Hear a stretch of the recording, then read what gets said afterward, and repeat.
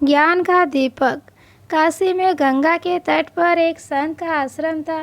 एक दिन उनके एक शिष्य ने पूछा, गुरुवर, शिक्षा का निचोड़ क्या है? संत ने मुस्कुराकर कहा, एक दिन तुम खुद ब खुद जान जाओगे। बात आई और गई। कुछ समय बाद एक रात संत ने उस शिष्य से कहा, बच्चा, इस पुस्तक को मेरे कमरे में तख्त पर रख दो। शिष्य पुस्तक लेकर कमरे में गया, लेकिन तत्काल लौट आया। वह डर से कांप रहा था। संत ने पूछा, क्या हुआ? इतना डरे हुए क्यों हो? शिष्य ने कहा, गुरुवर, कमरे में सांप है। संत ने कहा, यह तुम्हारा भ्रम होगा। कमरे में सांप कहाँ से आएगा? तुम फिर जाओ और किसी मंत्र का जाप करना। सांप होगा तो भाग जाएगा। शिष्य दोबारा कमरे में गया।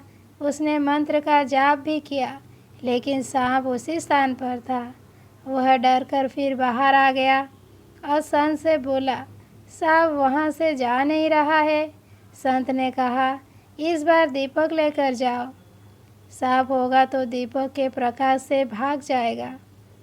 शिष्य इस बार दीपक लेकर गया तो देखा कि वहाँ सांप नहीं है। सांप की जगह एक रस्सी लटकी हुई थी। अंधकार के कारण उसे रस्सी का वह टुकड़ा सांप नजर आ रहा था। बाहर आकर शिष्य ने कहा, गुरुवर, वहाँ सांप नहीं, रस्सी का टुकड़ा है। अंधेरे में मैंने उसे सांप समझ लिया था। संत ने कहा, बच्चा, इसी को भ्रम कहते हैं। संसार गहन भ्रम जाल में जकड़ा हुआ है।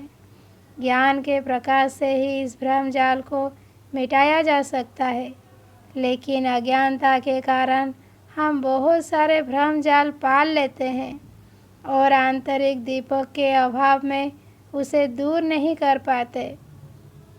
यह आंतरिक दीपक का प्रकाश संतों और ज्ञानियों के सत्संग से मिलता है।